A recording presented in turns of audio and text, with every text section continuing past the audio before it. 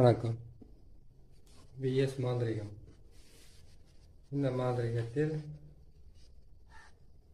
துர்மாந்திரிகம் செய்வது எப்படி, துஷ்ட மாந்திரிகம் துர்மாந்திரிகம் சொல்லுவாங்க இல்லையா, அதை எப்படி பிரயோகம் பண்ணுறது, எப்படி ஜெயிக்கிறது, எப்படி துர்மாந்திரிகத்தை எதுக்காக செய்கிறாங்க. துர்மாந்திரிகம்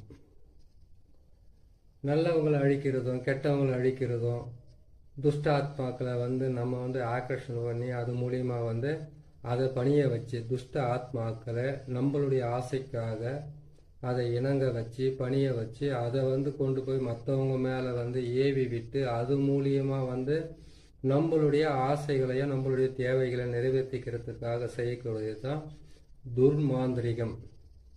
இந்த துர்மாந்திரிகத்தை முன்னாள் ரிஷிகளும் மாந்திரிகர்களும் என்ன செய்திருக்காங்கன்னு கேட்டிங்கன்னாக்கா, அதுக்குன்னு நாள் குறிச்சிருக்காங்க. இந்த நாளில் இதை செய்தால் இது முழுமையான பலன் கொடுக்கும் அப்படின்றது தான் இந்த துர்மாந்திரிகத்தில் இருக்கக்கூடிய மிகப்பெரிய ஒரு வலிமையான வேலை. இந்த துர்மாந்திரிகம் செய்யணும்னு கேட்டிங்கன்னாக்கா, ஆடு கோழி அதாவது கேட்டிங்கன்னாக்கா கல்யாண பூசணிக்காய், வெள்ளை பூசணிக்காய்னு சொல்கிற மாதிரி கல்யாண பூசணிக்காய், அதுக்கப்புறம் கோழி கொடுத்துருக்காங்க, ஆடு கொடுத்துருக்காங்க, எருமை மாடு கூட கொடுத்துருக்காங்க, ஏன் மனுஷனை கூட பலி கொடுத்து தான் அந்த வேலையை செய்திருக்காங்க. இந்த ரணபலி கொடுத்து செய்யக்கூடியதுல தான் பார்த்தீங்கன்னாக்கா, பெரிய பெரிய அரசர்களும் பெரிய பெரிய ஆளுகளாக இருந்தவங்க நம்ம கோட்டைகளை கட்டி அந்த கோட்டைக்குள்ளே உள்ளே போகிறதுக்கு உண்டான பலிகளை கொடுத்துருக்காங்க. மனுஷனுங்களே கொடுத்துருக்காங்க, நரபலின்னு சொல்லுவாங்க. ஏன் ஆடு மாடு கோழி கூட நரபலி மாதிரி தான் கணக்கு இருந்தாலும் இது செய்திருக்காங்க. இது செய்து என்ன பண்ணியிருக்காங்க கேட்டிங்கனாக்கா, அந்நியர்களை அதாவது கேட்டிங்கன்னாக்கா எதிரிங்கன்னு நினைக்கிறத விட அந்நியர்கள்னாக்கா இந்த நாட்டில் இந்த பக்கத்து நாட்டில் போயிட்டு அவங்க போர் புரியறதுக்காக அந்த பலியெல்லாம் கொடுத்து அதுக்கப்புறம் செய்திருக்காங்க. காளிகளை உபாசனை பண்ணியிருக்காங்க, வராகிய உபாசனை பண்ணியிருக்காங்க. பல ஆத்மாக்கள் அதாவது கேட்டிங்கன்னாக்கா 3 வகையாக பிரிப்பாங்க இந்த இதை பொறுத்த வரைக்கும். துர்தேவதைகள், அதுக்கப்புறம் கேட்டிங்கன்னாக்கா புனித தேவதைகள், அதுக்கப்புறம் கேட்டிங்கன்னாக்கா நார்மலாக இருக்கக்கூடிய மற்ற ஆத்மாக்களை மயானத்தில் வச்சு வசியம் பண்ணி செய்கிறதுக்கு பேர் தான் நல்ல வேலையும் இருக்குது, கெட்ட வேலையும் இருக்குது. இந்த மாந்திரிகத்தை பொறுத்த வரைக்கும் எதுவுமே நல்லது கிடையாது, இதுதான் நல்லதுன்னு சொல்லக்கூடிய ஆளும் கிடையாது. ஏன்னு கேட்டிங்கன்னாக்கா, மாந்திரிகர் ஒருத்தர் மாந்திரிகத்தை கற்றுக்கிட்டு உக்காந்து ஒரு மாந்திரிகம் செய்கிறாருன்னு கேட்டிங்கன்னாக்கா, உங்களுக்கு கெட்டவராக இருக்கலாம் ஒருத்தர், ஆனால் மாந்திரிகர் மாந்திரிகருக்கு பொறுத்த வரைக்கும் யாருமே நல்லவங்க கிடையாது, யாருமே கெட்டவங்க கிடையாது. உங்களுக்கு கெட்டவரான ஒருத்தருக்கு மாந்திரிகத்தை பிரயோகம் பண்ணி அவங்கள துன்பப்படுத்துறது, அவங்கள கஷ்டப்படுத்துறது, அவங்கள குடும்பத்திலிருந்து பிரிக்கிறது, குடும்பத்திலிருந்து அவங்களுக்குள்ள சண்டைகளை மூட்டி விடுறது, அதுக்கப்புறம் வியாபாரத்தை தடுக்கிறது, அதுக்கப்புறம் இது எல்லாமே கேட்டீங்கன்னா ஒருத்தருடைய ஆசைக்காக இன்னொருத்தரை அழிக்கிறதுக்கு பேர் தான் மாந்திரிகம். இந்த மாந்திரிகத்தை எப்படியெல்லாம் பிரயோகம் பண்ணாங்க, எப்படியெல்லாம் செய்தாங்கன்றத மாந்திரிகன்றத கெட்டது தான், நல்லதே கிடையாது. நல்லதுன்னு கேட்டீங்கன்னாக்கா, ஒருத்தருக்கு ஒரு ஆசை அதை நிறைவேறத்துக்கு மறைமுகமா பிரயோகம் படுத்தக்கூடிய ஒரு வேலை தான் மாந்திரிகம். இதுதான் இதுக்குள்ள இருக்கிற உண்மையான விஷயம். ஏன்னு கேட்டீங்கன்னாக்கா, பாக்குறாங்களேன்றதுக்காக எவ்வளவு வேணாலும் போய் சொல்லணுன்ற அவசியம் எல்லாம் கிடையாது. ஒரு தகடு எடுத்து பாக்கெட்ல வச்சுட்டு போனாக்கா தனவசியம் ஆயிடும். ஒரு மாந்திரிகத்தை பிரயோகம் பண்ணிட்டாக்கா அதனால பாத்தீங்கன்னாக்கா ஊர்ல இருக்கிற பெண்கள் எல்லாம் வசியம் பண்ணிக்கலாம், ஆண்களை பெண்கள் வசியம் பண்ணிக்கலாம், அப்படிலாம் கிடையாது. ஏன்னு கேட்டீங்கன்னாக்கா, ஒரு மாந்திரிகத்தை நீங்க பிரயோகம் பண்ணி செய்யறதால நம்மளுக்கு நார்மலாவே கடவுள் வாழ்க்கையில சில நன்மைகளும் சில தீமைகளும் சில சமமான வேலைகளும் நம்மளுக்கு கொடுத்துருக்கிறாரு.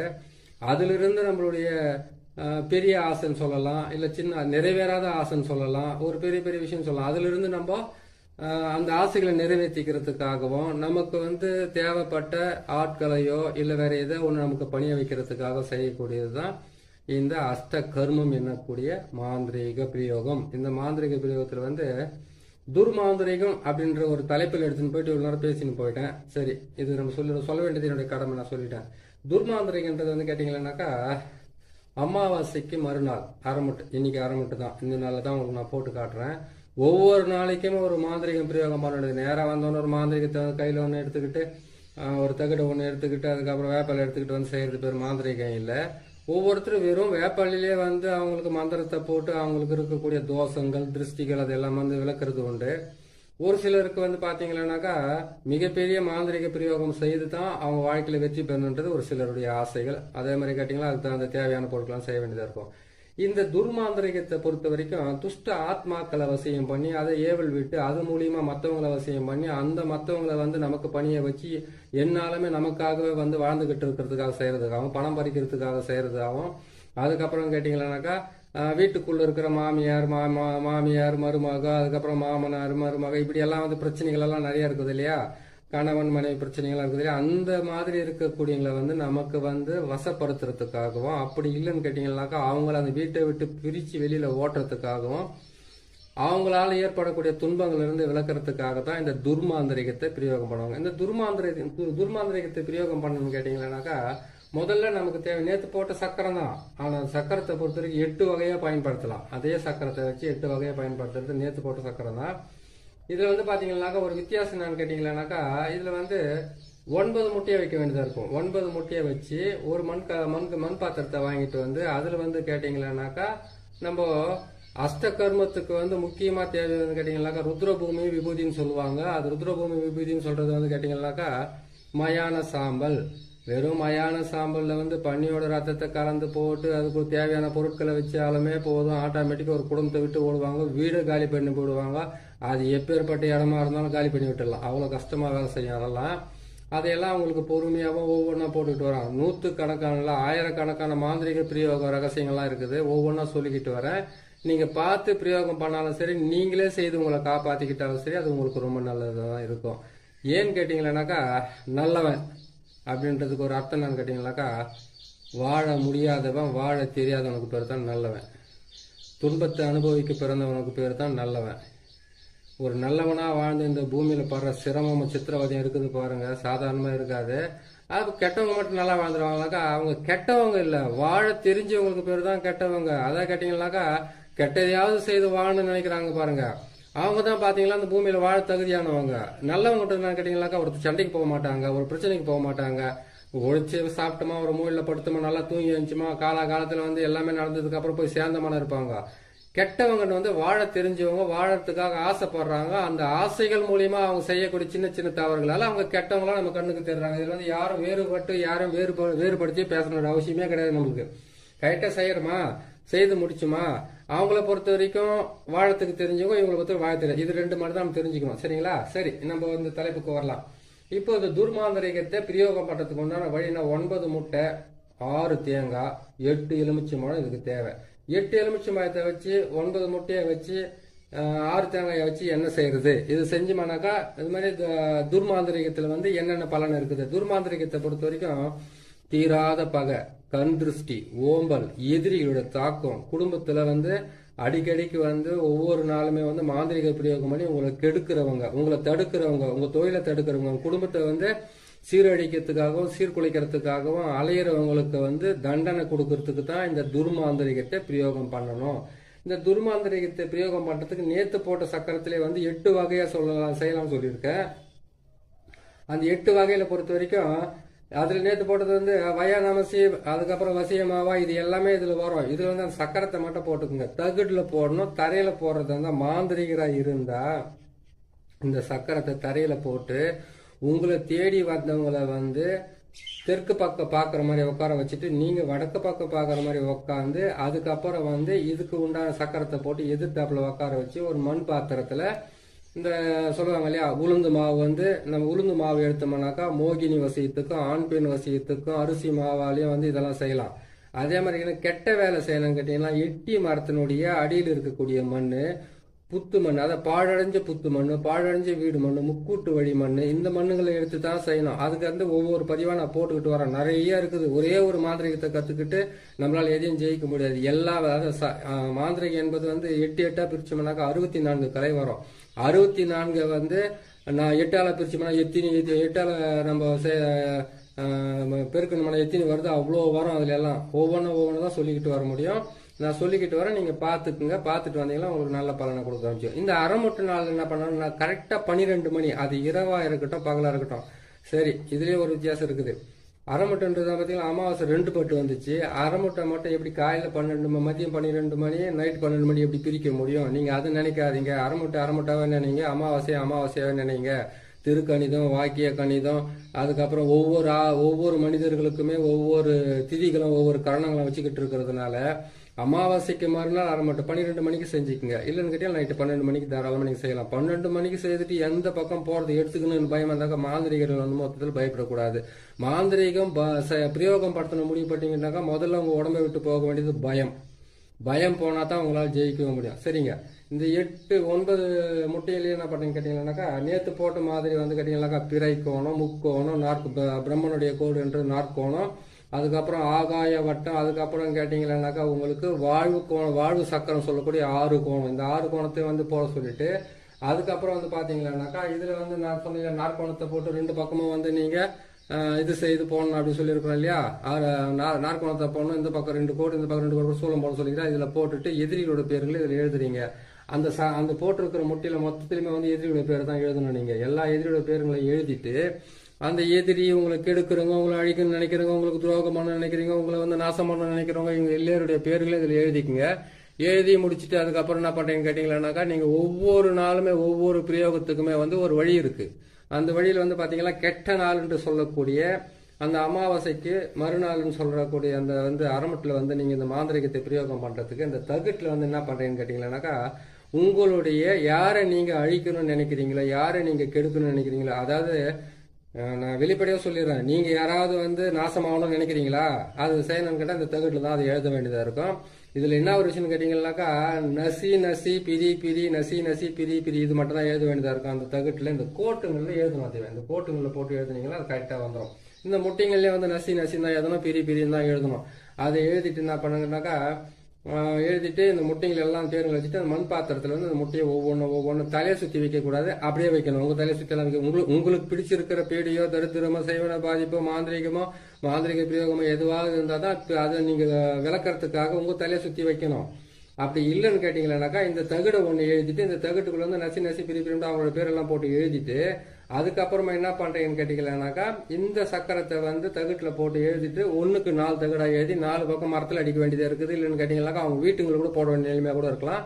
நீங்க அப்படி செய்ய முடியல, அவங்க வீட்டுக்கெல்லாம் போக முடியாது, ஒரு எதிரியாச்சு எப்படி போக முடியும், அவங்க கிட்ட போனோம்னா நமக்கு என்ன பிரச்சனை நடக்குறீங்களா, நீங்க அதை செய்யாதீங்க. மரத்துங்களை எட்டி மரத்துலயே அதுக்கப்புறம் எட்டி மரத்துல அடிக்கலாம், அதுக்கப்புறம் அரளி செடியில அடிக்கலாம், கசப்பான மரத்துல அடிக்கலாம், வேப்ப மரத்துல அடிக்காதீங்க. ஏன்னு கேட்டீங்கன்னாக்கா மகாமாயி இருக்கிறது மாரியம்மன் இருக்கிற இடத்துல போய் நீங்க அடிச்சுட்டு வந்தீங்கன்னாக்கா அவங்களதான் போய் தரநாசம் பண்ணி உட்காந்துப்பாங்க.